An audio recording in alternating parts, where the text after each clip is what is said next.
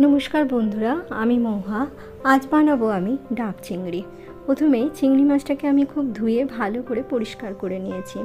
एबार एर संगे निয়েছি 1 चामच पोस्त और 4টে काजू बादाम, 1 चामच सादा सर्षे, 1 चामच कालो सर्षे और 2টো काँचा लंका और एकटू डाबेर शाँस और ओई डाबटा थेके जे जलटा बेरिয়েছে ओई जलटाও आमी रेखे दिয়েছি। डाबटा कोड़ार समय भेतरे एकटूखानी डाबेर शाँस रेखे दिয়েছি और एकटू आमी बार करे निয়েছি। प्रथमे एक मिक्सिंग जारे पोस्त काजू सर्षे और काँचा लंकाके भालो करे पेस्ट करे नेब।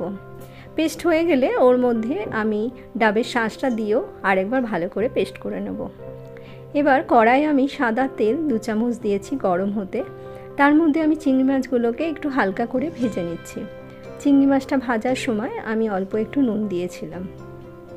खूब बेशी करे चिंगड़ी माछ भाजार दरकार नेই, बेशी भाजले शक्त हये जाय।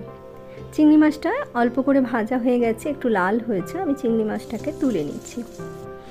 এবার ওই একই তেলে আমি আগে থেকে যে সরষে পোস্ত ডাবের শাঁস কাঁচা লঙ্কা সবগুলোকে পেস্ট বানিয়েছিলাম সেই পেস্টটা আমি কড়ার মধ্যে দিয়ে দিলাম।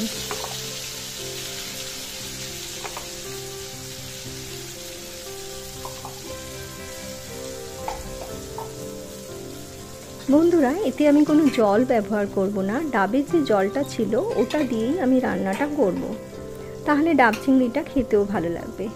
এর মধ্যে আমি পরিমাণ মতো নুন দিয়ে দিলাম আর খুব অল্প প্রায় হাফ চামচ আমি এর মধ্যে হলুদ গুঁড়ো দিয়ে দিলাম। দিয়ে সব উপকরণগুলোকে একটু ভালো করে মিশিয়ে নিতে হবে। একটু চিনি এর মধ্যে আমি অ্যাড করে দিলাম, খুব অল্পই দিয়েছি। আপনারা যদি একটু ঝাল খেতে পছন্দ করেন তাহলে এই সময় 2-4টে কাঁচা লঙ্কা এর মধ্যে চিড়ে দিয়ে দিতে পারেন।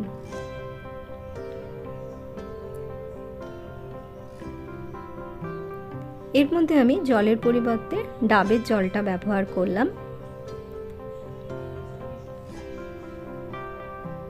এটা একটু নেড়ে নিয়ে খুব ভালো করে একটু ফুটিয়ে নিতে হবে। একটু ফুটে গেছে, এর মধ্যে এবার আমি চিংড়ি মাছগুলোকে দিয়ে দিলাম। এবার একটু ফুটে উঠলে আমি 2-4 মিনিটের জন্য এটাকে একটু ঢাকা দিয়ে দিয়েছিলাম।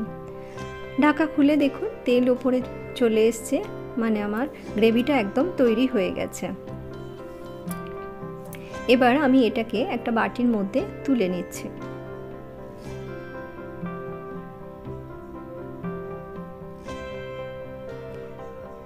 অপরদিকে আমি একটা ডেচকির মধ্যে তার মধ্যে জল দিয়েছিলাম। জলটা বেশ ভালো করে ফুটে গেছে আর তার ভিতরে ডাবটাকে আমি বসিয়ে দিয়েছি। এর মধ্যে এবার ওই চিংড়িটাকে আমি পুড়ে দিচ্ছি। একটু সাবধানে এই সময় দিতে হবে, নাহলে গরম হাতে লাগতে পারে। দেখুন পুরো চিংড়িটাই আমার এর মধ্যে একদম রয়ে গেছে। এবার এটাকে আমি ঢাকা দিয়ে দিলাম। আমি একটু আটা মেখে নিয়েছিলাম, সেটাকেই এই ডাবের গায়ে ভালো করে আটকে দিলাম যাতে কিছু বেরিয়ে না যায়। এবার ওপর থেকে আমি একটা চাপা দিয়ে দিলাম। 7 মিনিট পর ঢাকাটা খুলে নিলাম। দেখুন আমার ডাব চিংড়ি একদম রেডি হয়ে গেছে। ডাব চিংড়িটা ঠান্ডা হওয়ার পর আটাটা এমনিই খুলে আসছে। এবার আমার ডাব চিংড়ি পুরো রেডি। বন্ধুরা আমার রেসিপিটা যদি পছন্দ হয়ে থাকে তাহলে অবশ্যই আমার কথা চ্যানেলকে সাবস্ক্রাইব করবেন এবং একটা লাইক অবশ্যই করে দেবেন।